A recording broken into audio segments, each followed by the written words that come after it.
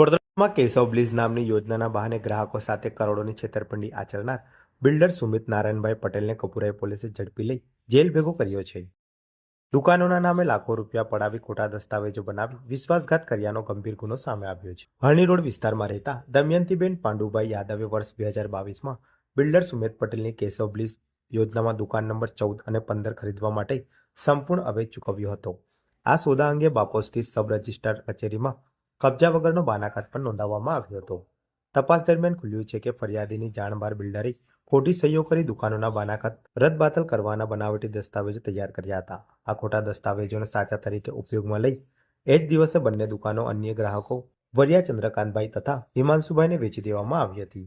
આ મામલે ગત નવેમ્બર 2025માં અરજી મળ્યા બાદ પોલીસે તપાસ હાથ ધરી ગુનો નોંધ્યો હતો.